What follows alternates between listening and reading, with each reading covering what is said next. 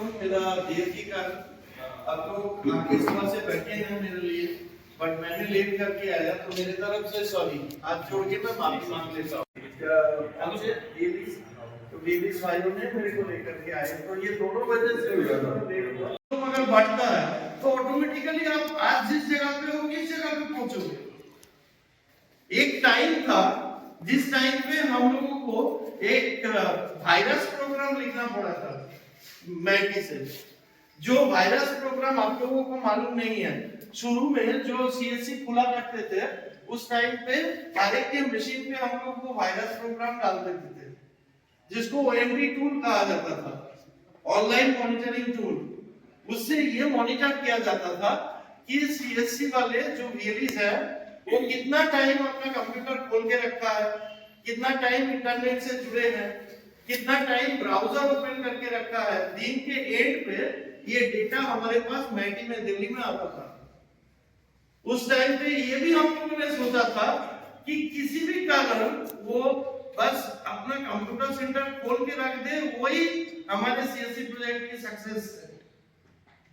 आज हम इस जगह पे पहुंचे, खोलना तो दूर, अब लोगों की सच्ची में जो ड्रीम था उस जमाने में कि आज सीएससी चला के कोई अपना बढ़िया अपना सिस्टम चला सकता है, अपना बिजनेस चला सकता है, उस जगह पे पहुंच चुके हैं। आज हमारे साथ ऐसे भी बहुत सारे वीएलईज है पूरे इंडिया में।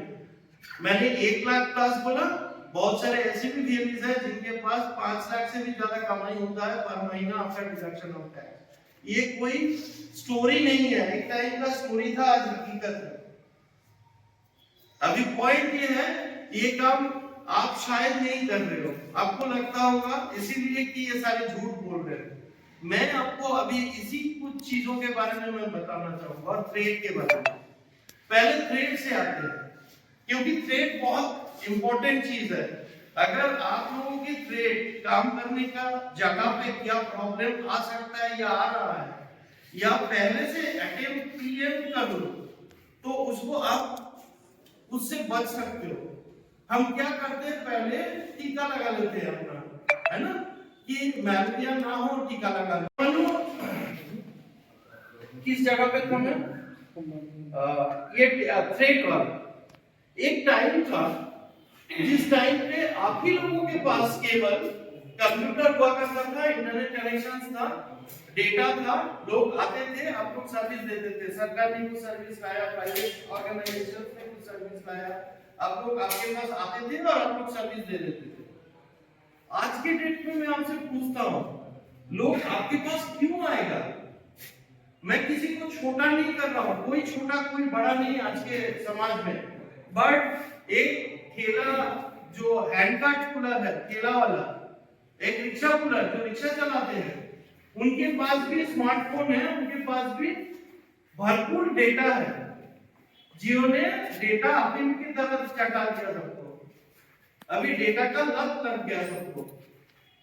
हर किसी के पास डेटा है, हर किसी के पास कनेक्टिविटी है, हर किसी के पास कंप्यूटर या ऐप है, बहुत सारे ऐप है, बहुत काम हो सकता है उस ऐप में, खुद का काम खुद। ऐसे छोटे मोटे लोग भी, मैं जब झारखंड में था मैंने देखा, मैं 5 रुपया 2.5 रुपया का पुदीना का पत्ता खरीदने गया, वो भी बोल रहा साहब दे दो ऑनलाइन ट्रांजैक्शन करके। ये देखने में बहुत अच्छा लगता है, बट ये सोचने वाली बात है कि हम सीएससी चलाते हैं, ये हमारे लिए थ्रेट है। लोग खुद का काम खुद कर रहे हैं, मेरे पास नहीं आएगा। अगर आज भी हम लोग नहीं जागा तो हमारे पास नहीं आएगा, ये राइट सेंटेंस है। अब पॉइंट ये है कि आपको जागने वाली बात क्या है, इससे पहले या आज भी हर कोई वीएलईज के दिमाग में एक चीज फिट है कि मेरा काम है सुबह सेंटर खोलना, शाम को शटर बंद करना, अपने आप आदमी मेरे पास कोई ना कोई काम के लिए आ ही जाएगा। प्लीज इससे निकालिए अपने आप को। आज के डेट पे सरकार भी सोच रहा है, गवर्नमेंट का भी सोचा नहीं था कि सरकार को पहुंचना पड़ेगा आम आदमी के पास, बट सरकार सोच रहा है कि सरकार आपके द्वार, सरकार at your doorstep. You need to think little differently. अब वो शाटर खोलना और बंद करने के बीच में आप ये सोचिए कि आप आपके कस्टमर के पास कैसे पहुंच सकते हो। जो दिखता है वो बिकता है, जो दिखता नहीं वो बिकता नहीं। इट इज सिंपल वाली बात है। आप एक चीज मेरे को बताओ कि इसमें कितने सारे लोगों ने कोई एक सरकारी सुविधा ली है, कोई एक सरकारी परिसेवा दी है? सभी ने दिया होगा, सभी ने दिया होगा। कोई एक सर्विस के बारे में बताइए, कितना होता है, कितना पैसा होता है उसमें। मैं आपको एग्जांपल के तौर पे मैं बता दूं, सरकारी वाला जो सुविधाएं होते हैं, सरकारी वाला सुविधाएं में जैसे होता है birth certificate, death certificate, income certificate, domicile certificate, caste certificate, बहुत सारे सर्टिफिकेट। दो तरह के सर्विस होता है, एक रजिस्ट्री, दूसरा सर्टिफिकेट। गवर्नमेंट के पास यही दो चीज है, इसके अलावा गवर्नमेंट वाला और कोई सर्विस नहीं होता है कि मेरे को करेक्ट करिए। और उसमें कितना पैसा मिलता है आपको? 5 रुपया, 10 रुपया, 15 रुपया, 20 रुपया, 25 रुपया, 30 रुपया, ज्यादा से ज्यादा 50 रुपया, ठीक। और उसी को लेकर के हम लोग माथाबाजी करते रहते हैं। आप खर्च को फोन करते हो, भाई पूरा साल सेवा से तुमने काम किया, मेरा पैसा क्यों नहीं आया? सच सही है, मैं I am with you, but मेरा क्वेश्चन भाई एक है, आप जो सारे साल में सेवा से तुमने काम किया उसमें कितने पैसे की कमीशन होगी आपको? 30 रुपया के हिसाब से। मैं भी आप लोगों ने पूरे साल में 1000 लोगों को सर्विस दिए होंगे, हाँ, और 50 रुपया के हिसाब से 1000 लोगों को सर्विस दिए होंगे, तो कितना पैसे की कमाई हुई? 50,000 रुपीज। महीने का कितना कमाई हुआ?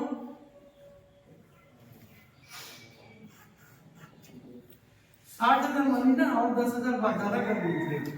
60,000 डिवाइड करने में आसानी होगी। 5,000 लोग सरकारी परिसेवा से आपको महीने का 5,000 रुपया की कमाई हुई ना? समझ में आ गया? आप लोगों में कितने लोग लोन लीड जनरेट किया? लोन का लीड आज के दिन में लोग जिंदा है लोन के ऊपर। घड़ी खरीदने के लिए लोन चाहिए, शर्ट पैंट खरीदने के लिए लोन चाहिए, फ्रिज खरीदने के लिए लोन चाहिए, घर बनाने के लिए लोन चाहिए, घर रिपेयर करने के लिए लोन चाहिए। अब तो ऐसा भी ना जाएगा, लोग मोजा जूतों खरीदने के लिए भी लोन लेंगे, जिंदगी चलेगा लोन पे। कितने लोगों ने आपने लोन का काम किया? नहीं किया। आप जानते हो, अगर एक लोन का लीड आप जनरेट करते हो, वो मैच्योर होता 10 लाख की, आपकी कितनी कमाई होती? एक 10 लाख का एक महीने में एक दिन, 365 दिन में एक दिन आपने एक लोन लीड जनरेट किया और कुछ नहीं। बाकी बैंक या एनबीएफसी वालों आकर के उनको समझा के उनका सारे चीज चेक करके एक आदमी का 10 लाख रुपया लोन उनके अकाउंट पे चला गया। आपका कमीशन कितना बनेगा? किसी को आइडिया है? 1% after deduction of tax, almost, I mean थोड़ा बहुत ऊपर नीचे हो सकता है, डिफरेंट टाइप्स का। तो अब कितना होगा? करीब मानिए 8 से 8,500। आपने सरकारी परिसेवा दी थी, वो 5,000 रुपया कमाने के लिए कितने लोगों को? वो 5,000 डिवाइडेड बाय 50 कीजिए, कितना होता है? 500 लोगों को। और ये वाला पैसा आपने कितने लोगों को सर्विस देकर कमाए? एक आदमी को। मेरा और बहुत कुछ बोलना है, पहले इनको छोड़ देते हैं। तो what we do, they are from Piramal NBFC. पहले मैं थोड़ा एनबीएफसी के बारे में बोलूं। दोनों तरह के, क्योंकि ये इंपॉर्टेंट है, दोनों तरह के ऑर्गेनाइजेशंस है, दोनों तरह के ऑर्गेनाइजेशन से सीएससीएसपी ने आप लोगों के लिए टाई अप करके रखा है। आप लोग बैंक के लिए लीड कर सकते हैं, आप एनबीएफसी के लिए भी लीड जनरेट कर सकते हैं। पॉइंट ये है, बहुत सारे केस में आप लोगों को लगता है कि हम लोन लीड कर देते हैं, वो पैसा बैंक देता नहीं है। ऐसा कुछ नहीं है, उनका डिफाइंड पॉलिसी होता है, सिविल इतना चाहिए, लोन सेटलमेंट नहीं होना चाहिए, रेगुलर इनकम इतना होना चाहिए। वो पॉलिसी में अगर फिट हो जाएगा तभी लोन डिसबर्स होगा, नहीं तो नहीं होगा, उसको लड़के कोई फायदा नहीं। अभी बैंक जो कंडीशंस में लोन देते हैं, हमारे साथ एनबीएफसी जुड़े हैं, वो थोड़ा रिलैक्स कंडीशंस पे देते हैं, थोड़ा, क्योंकि इनके पास थोड़ा रिस्क लेने की पावर या क्षमता थोड़ा ज्यादा है। मतलब यहाँ पे आपको बोल दिया गया कि आपको आपका सिविल 750 हो गया, 800 के नीचे होगा तो मैं दूंगा नहीं, बैंक ने बोल दिया। इन्होंने बोला कि नहीं, 750 होने से भी मैं दे दूंगा, ठीक है। इसके बदले में ये जो लोन देते हैं, उनका जो इंटरेस्ट रेट है वो थोड़ा ज्यादा हो जाता है, क्योंकि इन्होंने रिस्क ज्यादा ले रहे हैं। जिनको लोन नहीं मिल रहा था उनको लोन दे रहे हैं, तो रिस्क तो ये लोग ज्यादा ले रहे हैं, तो इनका कमिटमेंट फी या कमीशन फी ज्यादा, कि इनका प्रोसेसिंग बहुत फास्ट है। बाकी इनसे सुन लेते हैं बाकी के प्रोडक्ट के बारे में। What do you sir? नमस्कार, আমার নাম অনিল জামে।